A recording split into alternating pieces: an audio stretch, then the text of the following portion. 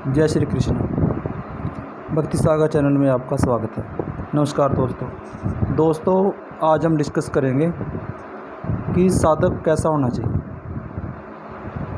कल मैंने बताया था आपको, पिछली वीडियो मैंने बताया आपको कि साधना करना क्यों ज़रूरी है और उसके लिए साधक कैसा होना चाहिए। इन साधक को क्या तैयारियां करनी पड़ती हैं साधना को सफलता या सफल करने के लिए। तो दोस्तों, बहुत सारी बातें होती हैं जो शायद कोई नहीं बताता किसी को, क्योंकि ये बातें बेसिक होती हैं। किसी को आप सोचोगे तो पता लग जाएंगी, नहीं सोचोगे तो नहीं पता लगेंगी, या कोई बता दे तो ठीक है। तो दोस्तों, जब भी हम कोई साधना करते हैं, सात्विक साधना करते हैं, तो वो साधना के लिए कुछ विशेष गुण होते हैं जो एक साधक के अंदर होने चाहिए। और वो विशेष गुण क्या होते हैं? सबसे पहले गुरु का होना। साधक को कोई गुरु धारण करना चाहिए, क्योंकि गुरु बिना कोई साधना नहीं हो सकती, कोई साधना में सफलता प्राप्त नहीं हो सकती। तो साधक को सबसे पहले गुरु बनाना पड़ेगा, गुरु धारण करना पड़ेगा।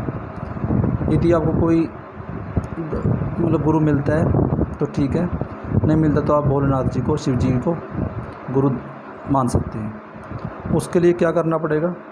आप शिव मंदिर जाएं, एक नारियल लें और उसे कोई मिठाई साथ में ले सकते हो, गंगा जल लेके चढ़ा के, और भगवान भोलेनाथ से प्रार्थना करें कि हे भोलेनाथ, मेरा कोई प्रत्यक्ष गुरु नहीं है और कृपा करके आप मेरे गुरु बने। मैं आपको गुरु मानता हूँ और आगे साधना करना चाहता हूँ, और मुझे कृपा करके साधनाओं में सफलता प्रदान करें। ये कह के वहाँ नारियल वहाँ छोड़कर आ जाएं, और उसके बाद से आप साधना शुरू कर सकते हैं। तीसरी बात है दोस्तों, तपोबल को बढ़ाना पड़ेगा। जितना तपोबल कम होगा तो आपकी साधना असफल होने के चांस उतने ज़्यादा होंगे। यानी कि जब भी आप कोई साधना शुरू करोगे, उससे पहले आपका इतना तपोबल होना चाहिए कि आपको अनुभव हो, और साधना में अनुभव प्राप्त कर सकें और साधना को सफल कर सकें। इसके लिए क्या होता है कि ज़्यादातर साधक क्या करते हैं, कहीं से साधना उठाते हैं और यूट्यूब पे बता दी कैसे, किसी को कहीं से मिल गई, बुक किताब से मिल गई, और उसको पढ़कर साधना करना शुरू कर देते हैं। दोस्तों, ये कोई बात नहीं हुई। तो सबसे पहले प्रोसेस होता है पूरा, और वो प्रोसेस कैसे काम करता है? आपने पहले गुरु धारण करना है। गुरु धारण कर लिया आपने, गुरु धारण करने के बाद आप आप क्या करोगे? सबसे पहले आपको अपने इष्ट का जप करना चाहिए, इष्ट बनाना पड़ेगा। अब कईयों को इष्ट नहीं पता इष्ट क्या होता है। इष्ट वो देवता होता है, देवी देवता होता है, जो देवता या जिसको हम जीवन भर उसकी हमने पूजा करनी है, या जिसको हमारे बड़े जो बुजुर्ग थे या हमारे पूर्वज थे वो पूजते आए हैं घर में, हमारे बड़े पूजते हों, या आप घर से पूछ सकते हो कि हमारे इष्ट कौन है। तो आप इष्ट मानिए, इष्ट की पूजा शुरू करें। इष्ट कोई भी हो सकते हैं, माँ दुर्गा माता हो सकती है, भोलेनाथ जी हो सकते हैं, श्री कृष्ण जी हो सकते हैं, श्री हनुमान जी हो सकते हैं, माता काली हो सकती है, और बहुत सारे आपके इष्ट हो सकते हैं। तो उनमें से कोई भी एक इष्ट आपने बनाना है। उसकी आप घर में मूर्ति स्थापित करें, उनकी फ़ोटो रख सकते हैं, उनके मंत्र का आप डेली हर रोज़ जाप करें। और यदि आपने को प्रत्यक्ष गुरु धारण किया है, तो आप गुरु से जो गुरु मंत्र ले रहे हो, तो उसका गुरु मंत्र को, इष्ट मंत्र को गुरु मंत्र के रूप में भी आप ले सकते हो, जिसका आपने हर रोज़ जप करना पड़ेगा। तो दोस्तों, उसमें ये फ़ायदा हो जाएगा कि आपका समय बचेगा। जो समय आप लोग गुरु मंत्र में लगाएंगे तो वही आपके इष्ट में भी लगेगा, और आपका वो मंत्र धीरे धीरे जितने जब करते रहोगे वो आपका जागृत होना शुरू हो जाएगा, और उसके मंत्र के प्रभाव नज़र आएंगे फिर आपको कि मेरा मंत्र जागृत होना शुरू हो गया, और आपका तपोबल बढ़ना शुरू हो जाएगा। और उसके बिना यदि आपके इष्ट हैं, अपने गुरु मंत्र भी आप कर सकते हो। यदि गुरु मंत्र नहीं तो आप भोलेनाथ जी को गुरु, मैंने बताया पीछे आपको कि भोलेनाथ जी को गुरु मानकर आप ओम नमः शिवाय का जप कर सकते हो। इसके लिए आपको फिर अनुष्ठान करने पड़ेंगे भोलेनाथ जी के। आप 1.25 लाख से शुरू कर सकते हैं। छोटा सा मंत्र है, बहुत जल्दी पंचाक्षरी मंत्र है, बहुत जल्दी हो जाता है, तो उसमें आपको कोई दिक्कत वाली बात नहीं है। तो आप घर बैठ के भी इसको मंत्र का जप कर सकते हैं, मंदिर में जाकर भी आप कर सकते हैं। इसके लिए रुद्राक्ष की माला चाहिए, और माला जागृत हो चलेगी, नहीं हो तो कोई दिक्कत नहीं है। आप उसको सिंपली गंगा जल से स्नान कराकर और शिवलिंग से टच कर लें, एक बार छुआ उसको टच कर दें, इससे आपकी माला जागृत हो जाएगी। और ये जागृत करने की प्रॉपर विधि नहीं है, मैं आपको आगे बताऊंगा विधि क्या होती है। कुछ मंत्रों को उच्चारण करना पड़ता है, लेकिन इससे भी माला जागृत हो जाएगी। उसमें बहुत ज़्यादा ताकत होती है, बहुत ऊर्जा होती है शिव जी के शिवलिंग के अंदर, क्योंकि वो संसार का सबसे बड़ा यंत्र है, और वो यंत्र में इतनी शक्ति है, इतनी ऊर्जा है कि आप उसको माला टच कर लो तो एक बार में माला आपकी जागृत हो जाएगी। ये 100% बात सच है। तो आप क्या करोगे, आपने क्या करना है, अब घर बैठ के या आप उसका अनुष्ठान ले लीजिए 1.25 लाख के, या भी इकट्ठा ले लो 51 दिन का, या जितने दिन का आपको लगता है, 21 दिन का, जितना आपको मन करे, जितना आप कर सकते हो, ठीक है।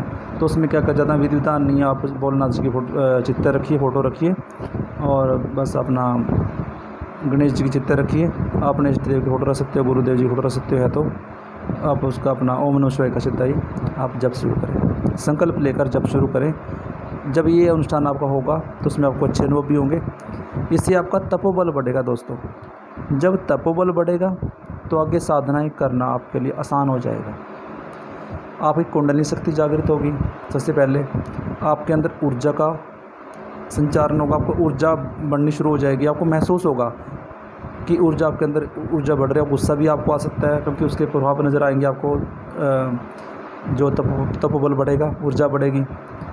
तो दोस्तों जब आप 11 लाख पूरा कर लेंगे, जब 11 लाख का अनुष्ठान पूरा कर लेंगे, तो दोस्तों उसके बाद जब आप कभी भी आप अप्सरा साधना करेंगे, आप योगिनी साधना करेंगे, आप एक्शन साधना करेंगे, जो भी आप सात्विक साधना करेंगे, आपको वो साधना 100% प्रत्यक्ष सफल होगी। ये मैं लिख के दे सकता हूँ साधकों। दोस्तों साधना भी मेहनत मांगती है। जैसे हमें इस संसारिक जीवन के अंदर क्या होता है कि हम पढ़ाई करते हैं, पढ़ाई करने के बाद हम नौकरी की तलाश करते हैं। यानी नौकरी लगने के लिए आप कितने साल पढ़ते हैं, हम कम से कम 20-22 साल हम स्टडी करते हैं, पढ़ाई करते हैं, वो अपने जीवन के गुजारते हैं पढ़ाई में, फिर जाके हमें नौकरी मिलती है।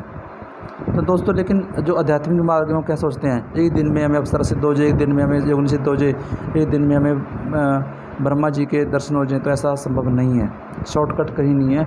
मेहनत करनी पड़ेगी, बाकायदा आपको सही दिशा के अंदर मेहनत करनी पड़ेगी।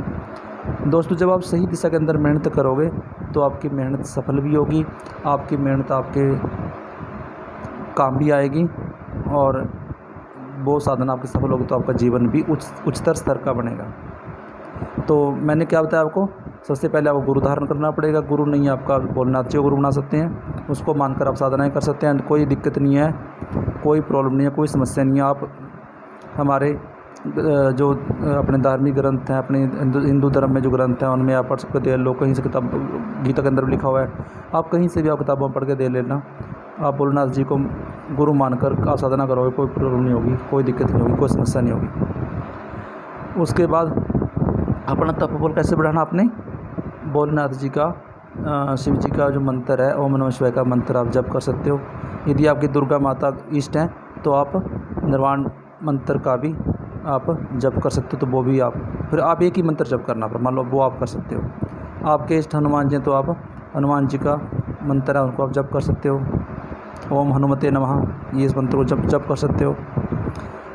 आपके इष्ट देव श्री कृष्ण जी हैं, आप ओम नमो भगवते वासुदेवाय का भी आप जप कर सकते हो। इनमें से कोई मंत्र पकड़ लो, उसका 11 लाख मंत्रों का अनुष्ठान करें। यदि आपके इष्ट देव हैं तो उनका पहले उसको आप जो अनुष्ठान करोगे उसमें आप ये संकल्प लीजिए कि हे भगवान, मैं आपका, ये मेरे इष्ट देव, हे परमपिता परमात्मा, आप मुझे मोक्ष दीजिए, और मैं आपके मंत्रों का जीवन पर्यंत उनको मंत्रों को पढ़ूंगा, उनका जप करूंगा। फिर आप संकल्प थोड़ा लीजिए, आप एक माला संकल्प लीजिए, लेकिन कीजिए आप 11 लाख मंत्रों का अनुष्ठान। बेशक आप संकल्प एक माला लीजिए, इससे क्या होगा कि आपको ज़्यादा दिक्कत नहीं आएगी। आपको मान लो किस दिन आप नहीं कर पाए तो कोई दिक्कत नहीं आएगी आपको। 3-4 महीने आप कैसे निकलेंगे, आप जब करते रहो। आप साधना मत करें कोई अभी 3-4 महीने। ये आपकी नर्सरी क्लास है। जैसे नर्सरी में क्या होता है, हम पहले बैठना सीखते हैं, फिर बैठ के हम किताबें ऐसे पेंसिल को घुमाना सीखते हैं उसके ऊपर कि ऐसे करना है, तो काम चलता है, तो बच्चा लिखना सीखता है। ऐसा नहीं है कि हम उसको, बच्चा 5 साल का हो ऐसे इसको पकड़ा दिया कि ले भाई आप ये करो, आप गिनती लिखो, आप ABC लिखो, आप हिंदी में पढ़ के दिखाएं, तो ऐसा नहीं होता। आपको भी नर्सरी करनी पड़ेगी साधना के इसमें, और धीरे धीरे आप अपने लाइन पे आएंगे। तो सबसे पहले साधक को ये चीज़ें करनी है, और फिर वो साधना में उतरे, फिर सफलता मिलने के चांस होते हैं। नहीं, बाद में साधक बोलते होते हैं कि हमें तो जी अनुभव नहीं होते, हमें तो साधना में कोई सफलता नहीं मिली है, तो ऐसे होती हैं, तो होती ही नहीं, शक्तियाँ होती नहीं है, दैवीय शक्तियाँ होती नहीं हैं। तो बाद में लोग ये बोलते हैं, तो ये ना बोलने, क्योंकि दुनिया जो इतने सारे साधु संत हुए हैं, तो ये सारे बताते हैं, हमारे ग्रंथ हैं, सारे झूठे नहीं हैं, बिल्कुल सच है। इसमें कोई भी मैं लिख के दे सकता हूँ, मैं 101% गारंटी ले रहा हूँ कि यदि साधक के अंदर जो गुण मैंने बताए हैं, यदि ये गुण हैं, यदि ये करता है, अपनी ये नर्सरी कक्षा करता है, तो मैं गारंटी देता हूँ कि उसको साधनाओं में सफलता 101% उसको सफलता प्राप्त होगी। जय श्री कृष्ण, धन्यवाद।